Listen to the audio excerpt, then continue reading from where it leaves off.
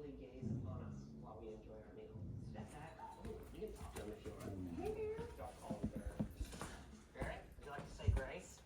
Look, Amen. this is from the Tannerites. No. Cool, huh? He's got his cards from siblings and April and Tanya's cute sunshine. How you doing? Feeling okay? Mm-hmm. Okay.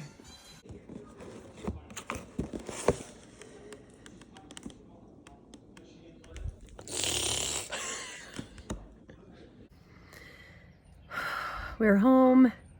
He is sleeping, and I just wanted to get on here to maybe explain our story of appendicitis, because I think that it's one of the things that moms always have in the back of their minds when a kid has like abdominal pain.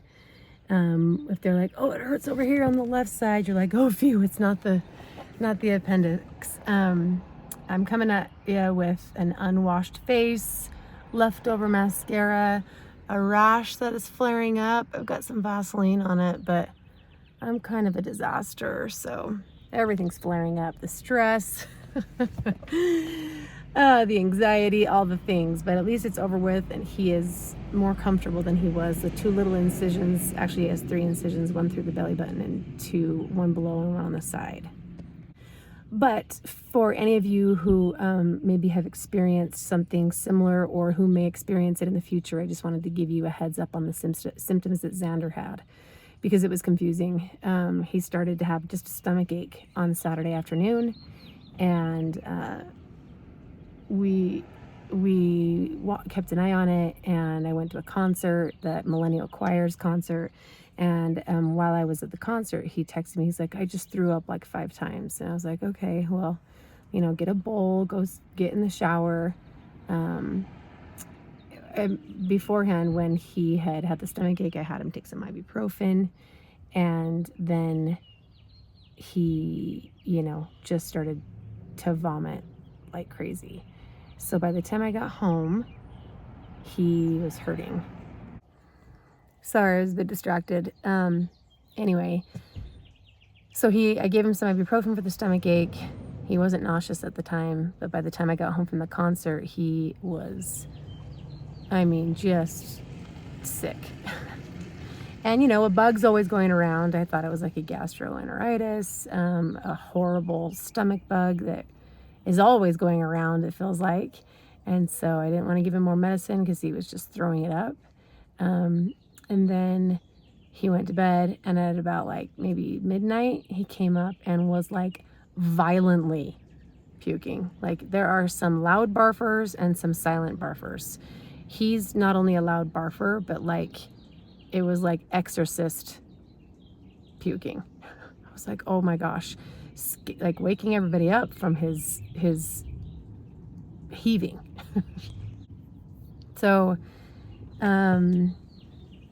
the poor kid, slept kind of in the bathroom and was just moaning all night long. And I was like, I'm sorry, buddy. And we put a heat pack on his stomach, and I would, give him some sips of water. Like, nothing was really helping the dude. And the last time I saw the clock was 4:52 a.m. So it was all night long. And I'm telling you, exorcist, like he was possessed, vomiting violently. To the point where, he was just heaving and nothing was coming out except for like yellow bile. And I was like, geez, this is so bad. But then the next morning, he kept saying it was hurting. And he said it started here in the center, and then it moved, but it was like up here.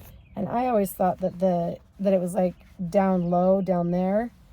I thought that that's kind of where the appendix was, not so much kind of like up here under his rib cage. But it was in the back of my mind, like it is in every mother. And I was like, okay, it is the right side, but it's not low abdomen, So we keep watching. And he sleeps some of the day on Sunday. We go to church, he stays home. We go to dinner, he stays home. And he calls me from dinner and says, I just threw up again. And yes, he had a priest's blessing. And I was like, you threw up again? Like, there's nothing left in your system. Like, I thought that he was getting better because his body had just kind of been still. It had been quiet. Threw up again. And I was like, you threw up what? He was just like, just yellow stuff, you know? So he at this time, he's like, Mom, it hurts so bad. It hurts so bad. And, you know, there's those never cry wolf episodes, and he has had some of those. So you never know if they're being overly dramatic, and if you take him in too soon, or if they're just like, they scratch their finger and their head might be cut off. Sometimes he can be like that. So I didn't know really, I wasn't quite sure about how serious he was being, or if he really was in pain. If it was Ari, his appendix would have ruptured, because I probably would have been like, you're fine, Ari, because he is the type where if you scratch your finger, it is the same as having your head cut off. I know you all have kids like that. Other kids, when they're sick or they don't feel well, you're like, okay, he's sick, because they don't ever complain, or they're, you know, they have they're tougher. They have a higher pain tolerance. But I was unsure, because he's had this pain before, you know, and so anyway. But when he said he threw up again, I was like, okay, we got to take you in. I don't want to make this too long, because he's due for another dose of Motrin. But we went into the ER, did the ultrasound, did the blood work. Ultrasound shows one of three things: an inflamed appendix, a normal appendix, and number 3 is you can't see the appendix. So the ultrasound came back as not being able to see the appendix, but his white blood cell count was 20, and it should be between like 8 and 10, so it was really high. He's like, I would probably do a CT scan, but there's the risk of childhood cancer. I said, well, what would you do if it was your kid? He said, I'd do the CT. I was like, all right, let's do it. And that's where they found acute appendicitis. So we were taken to, we drove. I was like, no, we can drive. He doesn't need the ambulance. So we went to the Lehigh Primary Children's Hospital, which was amazing. And they got him into surgery that night, just before midnight. The surgeon said that it was a very sick appendix, and that it was probably going to rupture. He said it was close. It was on the verge, probably within the next few hours, maybe by morning, because he said it's always in a 36-hour window. But he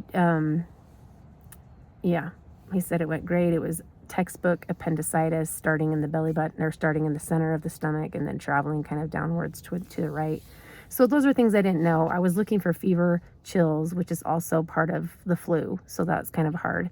But I was also looking for like vomiting and diarrhea, and I didn't really and then I was waiting for location in the lower right abdomen, and it was kind of like just right on the rib cage to the right. So all those things kind of confused me, but and they're different for everybody, which is not helpful. But he was an exorcist puking, and it was more above, right there below his rib cage, so that confused me. He didn't have any diarrhea, he had no fever, he had no chills, he was a little bit dizzy. And anyway, so if any of you are wondering some signs of appendicitis, those were his. Anyway, he is at home. I'm home, ready to wait for the kids to all come in the door. Oh my gosh, I am tired. And then I get to sing in a concert tonight, and I'll probably be head bobbing during the whole thing. But thank you all for your messages of love and concern for him. And wait till you see him coming out of anesthesia. It has to go viral, because it's freaking hilarious. Everyone is home.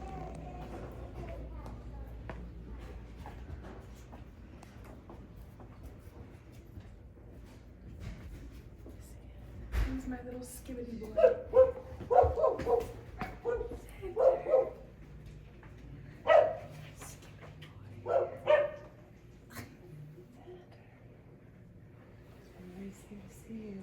Wake up, Zander. Are you feeling good? If I drink that, will I get it? Do you want to show him, Zander? Let me see your wounds. No. Those are my pants. They're my pants. There's 2 right there. And you don't want to show that one? Okay. Let's see. They went in through here, and then one down there, and then they pulled out the appendix through his belly button. No scar. See, it's a scar. No. No, you can't even. It's underneath. underneath. That would be sick. Like when you everyone sees your I can abs. see the border now. Well, yeah, that's because they just barely did it. An edible arrangement, Your Highness. Which one would you like?